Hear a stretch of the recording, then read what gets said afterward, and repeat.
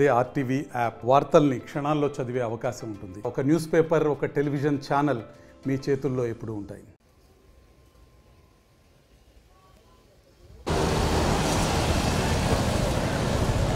నమస్కారాలండి. ఈరోజు ఒంగోలులో రాజీవ్ కాలనీని యాక్చువల్గా విజిట్ చేయడం ఎమ్మెల్యే గారు యాక్చువల్గా నన్ను రమ్మన్నారు ఇక్కడికి. ఎందుకంటే ఈ కాలనీలో కంప్లీట్గా రోడ్లు మట్టి రోడ్లు ఉన్నాయి, ట్రైన్స్ సరిగా లేవు, చాలా ఇబ్బంది పడుతున్నారు. మన ఎలక్షన్స్ అప్పుడు కూడా చాలా మంది రిప్రజెంటేషన్స్ ఇచ్చారు, రమ్మంటే ఈరోజు రావడం జరిగింది. నిజంగానే ఇక్కడున్న రోడ్లకు ఎక్కువగా మెజారిటీ మట్టి రోడ్లు ఉన్నాయి. డ్రైన్స్ తీసుకుంటే ట్రైన్స్ లేవు. కాబట్టి ఇప్పుడే నేను యాక్చువల్గా అధికారులకు ఆదేశించాను. దీనికి ఆల్రెడీ ఎస్టిమేషన్ వేస్తున్నారు. 2,38,00,000 అయితే 2,38,00,000 అయితే ఈ యొక్క కాలనీలో రోడ్లు, ఆ డ్రైన్స్ పూర్తవుతాయి. వాటిని ఇమీడియట్గా ఎస్టిమేషన్ ఇచ్చేసి ఇమీడియట్గా 100 డేస్లో కంప్లీట్ చేయమని యాక్చువల్గా అధికారులకు ఆదేశించాను. వాళ్ళు ఎస్టిమేషన్ వేస్తున్నారు. ఇమీడియట్గా టెండర్లు పిలుస్తారు. టెండర్లు పిలిచిన తర్వాత వెంటనే వర్క్ స్టార్ట్ చేసి 100 డేస్లో కంప్లీట్ చేయడం జరుగుతుంది. అదేవిధంగా ఇంకా కొన్ని కాలనీలు, ఇందిరమ్మ కాలనీ, రకరకాల కాలనీస్లో ఈ ప్రాబ్లం ఉందన్నారు. జర్నలిస్ట్ కాలనీ ఇప్పుడు ఖజానా పూర్తిగా ఖాళీ అయిపోయింది. ఖజానా ఖాళీ. ప్రజలు కట్టిన ట్యాక్సులు, అవి ఇంటి ట్యాక్సులు కావచ్చు, హౌస్ ట్యాక్స్ కావచ్చు, వాటర్ ట్యాక్స్ కావచ్చు, లాంటి అదర్ ట్యాక్స్లు ఏది కట్టినా అన్ని సిఎఫ్ఎంస్లో పట్టడం, అవి వాళ్ళు ఇష్టం వచ్చినట్టు వాడేశారు. దానికి లెక్క పక్క లేకుండా పోయింది. నా ఒక్క డిపార్ట్మెంట్గా దాదాపు 1900 కోట్లు సిఎఫ్ఎంఎస్ రావాలి.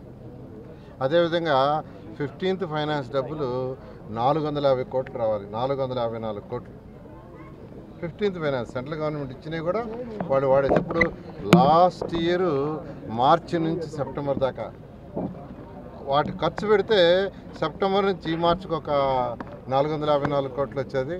మొన్న మార్చి నుంచి మళ్ళీ ఈ సెప్టెంబర్ దాకా 450 కోట్లు, అంటే దాదాపు ఇంకొక 1000 కోట్లు.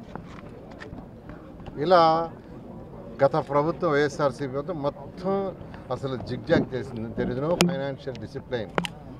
అయితే ఈరోజు మా నాయకుడు ముఖ్యమంత్రి నారా చంద్రబాబు నాయుడు ఎంతో అనుభవం ఉండే వ్యక్తి. ప్రజలకి సంక్షేమాలు చేస్తూ అభివృద్ధి కూడా చేయాలి, రెండు కావాలి. సంక్షేమాలు చేయాలి, పేదలు నిరుపేదలకు కొంత చేతినివ్వాలి, at the same time development కూడా చేయాలి. డెవలప్మెంట్ నెగ్లెక్ట్ చేసినా యువత భవిష్యత్తు ఉండదు, సంక్షేమాలు నెగ్లెక్ట్ చేసినా పేదలు నిరుపేదలు ఇబ్బంది పడతారని ఈరోజు ఖజానా ఖాళీ అయి అప్పుల పాలైన రాష్ట్రానికి ఉన్న అనుభవంతో యాక్చువల్గా చేస్తూ వస్తున్నాడు. అందుకని ఈరోజు ఎమ్మెల్యే జనార్దన్ గారు రమ్మన్న తర్వాత రావటం జరిగింది. దానికి 2.38 crore ఇమీడియట్గా శాంక్షన్ చేశాను. వర్క్ టేకప్ చేస్తారు. మరొకసారి వచ్చినప్పుడు మిగతా కాలనీకి మామూలుగా అయితే గతంలో 2014-19 అయితే ఇట్లా వస్తే ఒకసారి అన్నీ చూసేసేవాడిని, ఒక 20 కోట్లు 30 కోట్లు శాంక్షన్ చేసిపోయేవాడిని. కానీ ఇప్పుడు ఖజానా లేదు. అందువల్ల ఉన్న కొద్ది డబ్బుల్ని యాక్చువల్గా అడ్జస్ట్ చేస్తూ చేస్తున్నాం.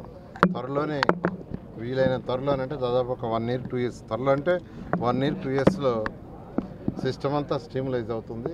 ఖచ్చితంగా ప్రజలు ఏదైతే నమ్మకంతో, తెలుగుదేశం మీద నమ్మకంతో ఓటేసి ఈరోజు తెలుగుదేశం కావచ్చు, ఎన్డీఏ ప్రభుత్వాన్ని తీసుకొచ్చారో ఖచ్చితంగా వాళ్ళ నమ్మకాన్ని ఖచ్చితంగా అయ్యేటట్టుగా